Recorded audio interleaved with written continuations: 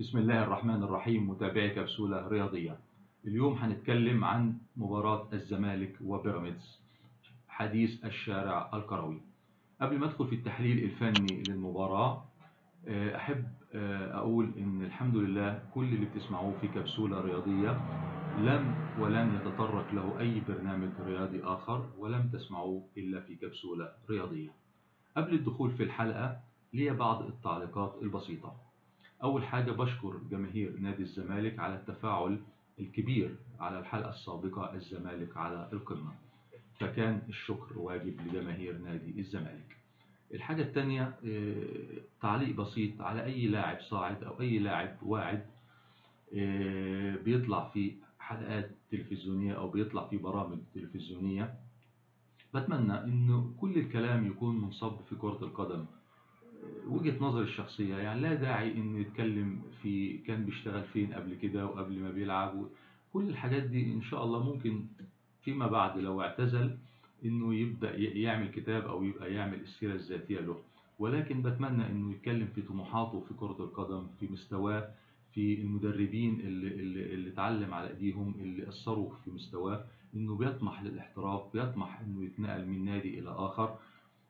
كل دون بيسري اللقاء وبيكون له مردود كبير جدا على المشاهد، غير لما اتكلم في امور شخصية او يعني المشاهد مالوش اي دعوة انه يسمعها. يعني الحاجة التانية اللي انا عايز اتكلم فيها ان اليوتيوب، قنوات اليوتيوب كتيرة جدا، وللأسف الكل بيتكلم في المجال الرياضي. ولكن اللي أنا بتكلم فيه إن ألاقي واحد صاحي من النوم لسه قالع النضارة ويبدأ يتكلم في الكورة، ويبدأ يتكلم في الصفقات، ويبدأ يتكلم عن الأندية. مفيش أي احترام للمتلقي أو اللي بيسمعه. واحد تاني بيعدل في الجوال، بيعدل في الموبايل ويطلع لايف. وللأسف الناس دي كلها عندهم نسبة مشاهدات عالية جدا وكبيرة جدا. فأنا بتمنى إن حتى الخلفية اللي بتكون وراه، حتى الزي اللي بيكون طالع بيه، كل ده لاحترام المشاهد والمتلقي. ندخل في المباراة. مباراة الزمالك وبيراميدز من وجهة نظري الشخصية هي مباراة مديرين فنيين. طبعا جروس بيواجه حسام حسن. هنتكلم عن تشكيل الفريقين، ولكن أنا عايز أتكلم ليه المباراة مباراة مديرين فنيين. طبعا اللاعبين عليهم دور كبير جدا وعليهم عامل كبير جدا في انهاء المباراة لصالح اي الفريقين. هتكلم المباراة، لو سألتوني هيبقى فيها اهداف. طب هل تتوقع النتيجة؟ طبعا التوقع ده شيء يعني كبير جدا، ولكن ممكن تنتهي 2-2 3-3، يكون في اهداف ممكن تحسم لصالح أي من الفريقين بفارق هدف، ولكن هيكون في أهداف. جروس وانت مغمض تشكيل الفريق معروف، ما بيغيرش فيه غير للاضطرار. اليوم هيكون تشكيل مكون من عماد السيد حارس مرمى، وده لدواعي طبعا الظروف بتاعة جنش للإيقاف.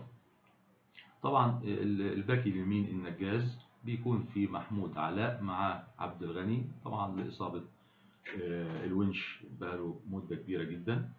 في الشمال عبد الله جمعة لا خلاف. هنيجي لخط الوسط. جروس عشان نبقى واضحين هيلعب بطريقة 4-2-3-1 واضحة وصريحة. 2 ديفندر، طارق حامد مع فرجاني ساسي. هيكون في اليمين إبراهيم حسن، مع الشمال هيكون كهرباء. المركز اللي عليه خلاف هو محمد إبراهيم اللي هيكون بديل لأوباما، مع راس حربة عمر السعيد. طيب هل التشكيل ده 100%؟ أنا لو كان التشكيل ده 100% يبقى المفروض جروس، يعني للأسف أنا أتوقع ممكن يفاجئنا بتغيير في مركزين. ممكن يدفع اليوم بخالد بوطيب اللي هو اللاعب المنتقل حديثا لنادي الزمالك كراس حربة، إنه يكون في رهبة للفريق الآخر كاسم خالد بوطيب. ممكن جروس يفاجئنا بمركز محمد إبراهيم، ممكن يلعب بلاعب ديفندر ويطلع فرجاني ساسي في المركز ده. يبقى ده كل دون ممكن يكون في بعض تفكير للمدربين. طيب نيجي لحسام حسن. حسام حسن طبعا من أحسن المدربين في الدوري المصري من أحسن الشخصيات وأكثر الشخصيات اللي أنا بحبها. حسام حسن عليه بعض علامات الاستفهام كبيرة جدا حتى من أيام ما كان بيدرب النادي المصري، إن للأسف حسام حسن بينزل عشان يهاجم ويكسب، لكن في أمور كبيرة جدا في خط الدفاع عنده بيبقى فيها مشاكل كبيرة جدا. وأنا ياما وجهت إن المساعدين بتوعه أيام ما كان حتى في النادي المصري إن لازم يكونوا هم مهتمين بالناحية الدفاعية، على أساس إن حسام حسن بيحط كل التكتيك وكل الجمل في الهجوم، ولكن بيغفل عن الدفاع. ولو شفنا 3 أهداف كوبي بيست في اللي دخلوا في بيراميدز من في المصري، والمباراتين تقريبا الانتاج، وفي المباراة الأخيرة برضه، إن الكرة العرضية راس الحربة بيسرق السرد باكين وبيحطها براسه قوية جدا في المرمى. لو اتكلمنا عن تشكيل اليوم، المهدي سليمان، وده المنطقي إن يكون هو حارس المرمى. هيكون طبعا تراوري، ودي ممكن تكون مفاجأة حسن إن يلعبوا باك شمال. هيكون علي جبر مع أحمد أيمن منصور سرد باكين، وهيكون رجب بكار في الباك اليمين. حسام حسن، لو الخطة اللي أنا بفترضها أو خطة ممكن يلعب فيها حسام حسن هي 4-5-1. وهنتكلم ليه 4-5-1. طب مين الخمسة؟ الشمال هيكون كينو، في الوسط هيكون قفشه وعبد الله السعيد ودونجا، وفي اليمين فاروق. راس الحربة هيكون عمر خربين، واتوقع ان حسام حسن هيدفع بيه من اول المباراة، لانه طبعا لاعب فت ولسه كان بيلعب في البطولة الاسيوية مع منتخب سوريا. طب ليه 4-5-1؟ الطريقة دي حسام حسن يقدر في حالة الهجوم يلعب ب5 ورا راس الحربة، في حالة الدفاع يقدر حسام حسن يلعب ب4-2-3-1، وفي حالة كمان إنه يقدر يلعب ب4-1-4-1، لأنه عنده لاعب زي دونجا لاعب قوي جدا، عنده لاعب زي قفشه لاعب على أعلى مستوى من إن هو يقدر يغير الكرة من الدفاع للهجوم.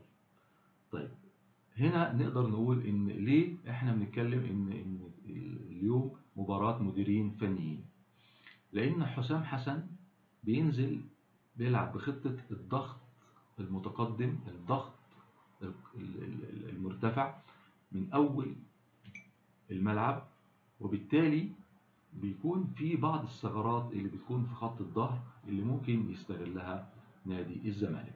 طب نادي الزمالك الكورة بتاعته كورة هجومية بتتنقل من الدفاع لخط الوسط للهجوم عن طريق كهربا، عن طريق إبراهيم حسن، وبالتالي برضه بيقدر يلعب كرة هجومية كبيرة جدا، يقدر أي هجمات مرتدة يقدر يستغلها بيراميدز. وبالتالي فهي هتكون تعليمات المديرين الفنيين للاعبين ووضع الخطة المناسبة لمواجهة كل منهما الآخر هي اللي هتحدد مين الفريق اللي هيكون له السيطرة. طيب حسام حسن ممكن لو الشناوي في حالته، محمد الشناوي، يقدر أحمد الشناوي يقدر يلعبه بدل المهدي سليمان كاسم فقط، إن هو يكون اسم تقيل برضه في الملعب.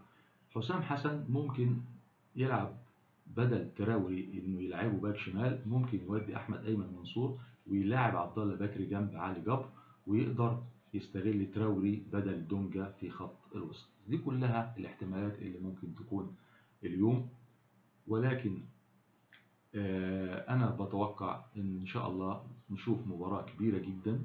كينو عليه عامل كبير جدا إن يرجع لمستواه ويقدر يحرك الفريق.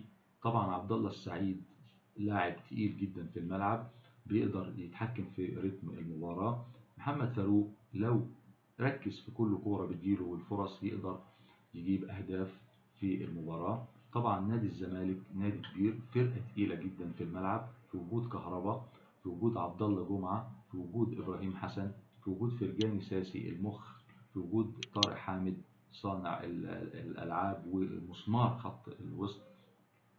فإن شاء الله نشوف مباراة كبيرة جدا تليق بالفريقين، واللي يكسب نقول له مبروك، واللي يخسر نقول له هارد لك، وده هتكون محك على الدوري العام.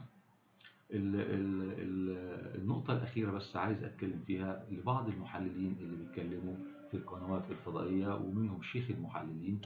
للأسف مثلا بين الشوطين بيقعد يحكي في الدقيقة كذا حصل كذا، الكرة راحت لليمين، اتلعبت بالعرضية، يعني بيحكي اللي المشاهد شافه. أنا بتمنى إن المحللين يتكلموا في اللي المشاهد ما شافوش، في التكتيك، المدرب كان فكره إزاي، تحرك اللاعبين إزاي، بعض الجمل التكتيكية اللي حصلت في الملعب. حاجة أخيرة أختم بيها الحلقة، هو إن في معلق في المباراة الأخيرة بين بيراميدز والإنتاج الحربي كان بيقول إن الإنتاج الحربي بيدربوا 2 مديرين فنيين، مختار وعنده 2 حراس مرمى، عامر.